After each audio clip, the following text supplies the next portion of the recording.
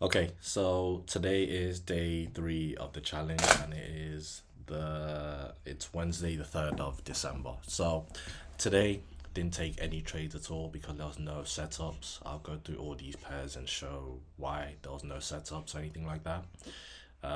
Here is the account, the FTMO. This is the account that we're trying to flip.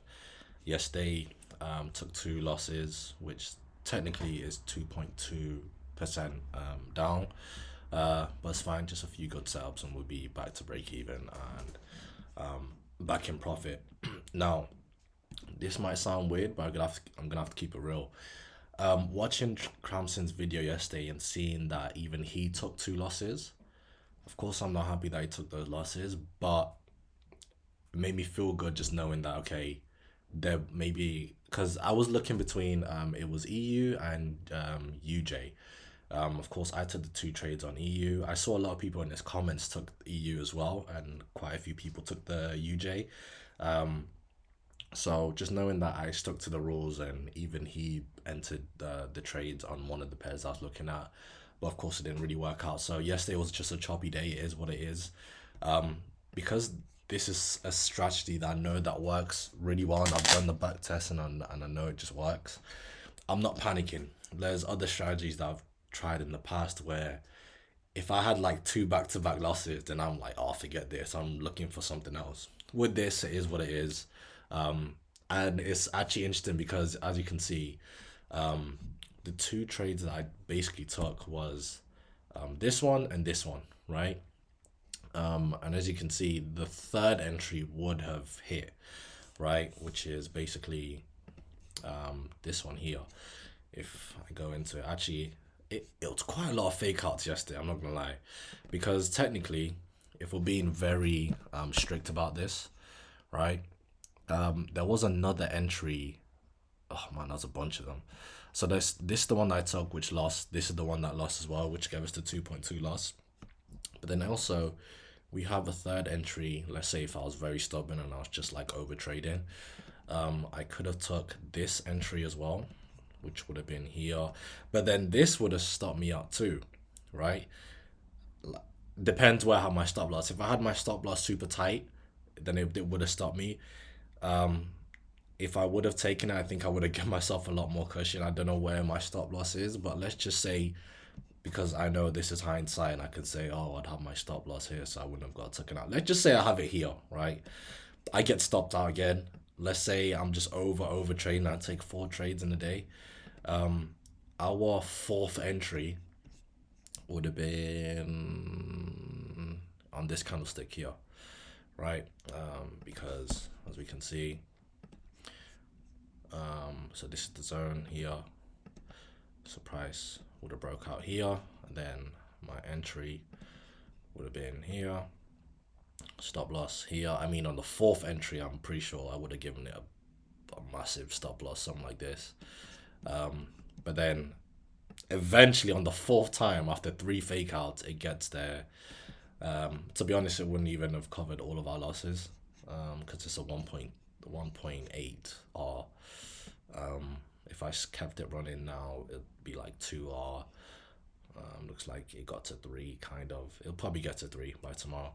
But anyway, that one ended up playing out, just wrong timing, very choppy, so that's fine. And then the one that Cramson was having trouble with, and a few other guys, these were his positions here, was this one here. So I mentioned I didn't get into this trade because I didn't have enough margin, and this was basically the play. So let me put my let me put some beer. Just mark these up real quick. Red. Then this was the third one. Here, boom. I already went over this in my video yesterday. This would have been my first position, and then on the video before I ended it, I used this as this was not a real trade. This was just a forward testing one that I did on TradingView, but this was my position I had. Even this one got taken out. Now, this one it wouldn't have taken us 4 entries like EU. This one would have been 3 because, actually, would it have been 3? Let me close. Let me make this a bit. Actually, yeah, technically, yeah, because I would have got taken out here.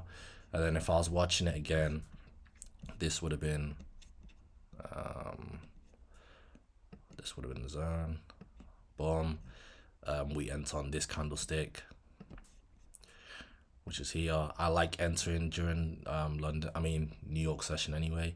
So boom, and then stop loss is pretty fat. I mean, the TP is pretty fat right here, which would have been a 1 to 4. I feel like this is gonna hit it by, maybe not by today, but it'll get there within the week, in my opinion. So this would have been a nice cushy 3R right now. 3R. But anyway, so the reason why I didn't take any trades today is because look at this, right? So start with EU. So don't remember, we're not looking at this candlestick, we're looking at the previous day, right? So what we do is, hold on, if I go like that. Yeah, so this was the end of yesterday. So at the end of the day, you look at your charts and you mark them up. And as we can see, yesterday it didn't close above the high and it didn't close below the low. Still in that range, so that's a no trade for EU today. Same thing with hold on, is this? Same thing with UJ yesterday. You can see it closed within the range, didn't close above the high, which is here, didn't close below the low, which is there, so no trading for this. Remember, we're not looking at this one. This looks like it's going to set up nicely for tomorrow. So I'll just keep that there. I'll watch that. I'll see where it closes, right? Because it might just wick then. But yesterday, it closed within the range. Let me just use the box so you can see. Range is there. Boom, let me get rid of this. Yep, so that's a no trade, right? Let's look at even yesterday. Once again, we're not looking at this candlestick, we're looking at the one before yesterday. It didn't close, it was still within the range, right?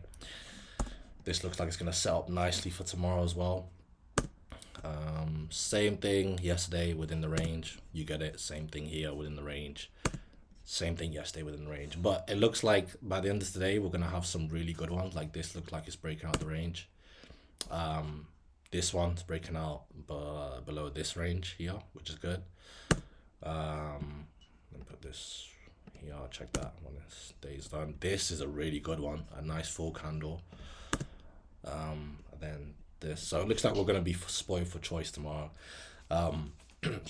Now, one pair that I wanted to mention was AU. So on AU, on Cramson's video, he was talking about just zooming out and even looking at the monthly time zone, which I've never even considered trying using this on the monthly, but you know, I'll use it just to see directional bias and stuff. But on the weekly, at the beginning of the week, I marked up all my weekly levels as well, right?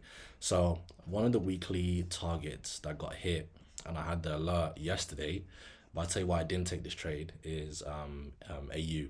So same principle. Last week it closed above this range, and then this week it tapped into it.